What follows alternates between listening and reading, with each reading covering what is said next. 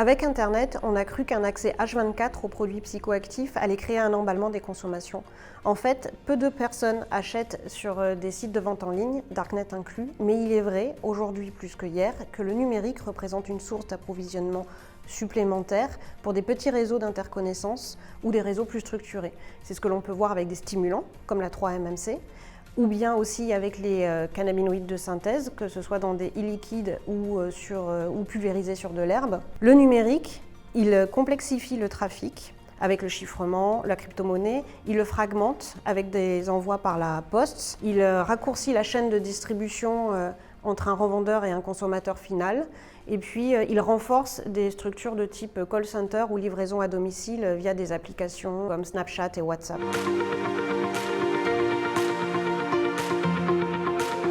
Alors on voit des évolutions, mais portées par des mécanismes connus.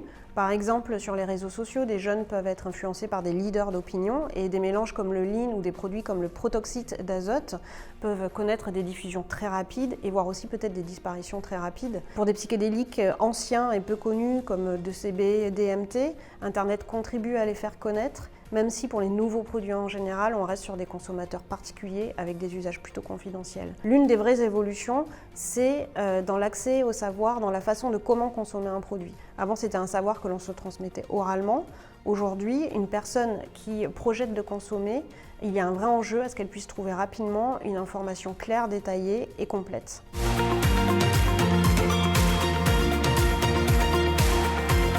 Il faudra plusieurs années pour voir en quoi vraiment le numérique impacte le trafic et les usages. C'est un phénomène en évolution.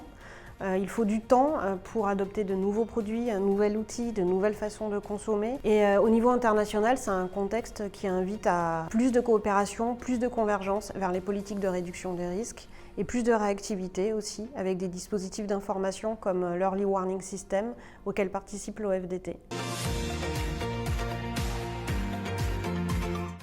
En 2021, le FDT a mené une enquête en ligne auprès de 2400 usagers dans l'année de cannabis ou de cocaïne pour observer et comprendre les modes d'approvisionnement et la place des nouvelles technologies dans les échanges.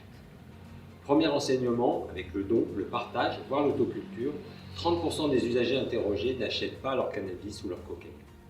Deuxième enseignement, la transaction physique avec le dealer structure encore fortement le marché des drogues. Cependant, on peut noter que la moitié des acheteurs ont déjà utilisé les réseaux sociaux comme Snapchat ou Instagram pour contacter leurs dealers, 15 à 20% le font systématiquement. Par ailleurs, un tiers des acheteurs se sont fait livrer au moins une fois leur cannabis, soit un consommateur de cannabis sur 4. Précisons que le fait de n'avoir recours qu'à la livraison concerne un usager sur 7, soit près de 15%. Parmi les usagers de cocaïne, on observe les mêmes proportions. Environ un tiers des acheteurs se sont fait livrer, soit là encore un usager de cocaïne sur 4.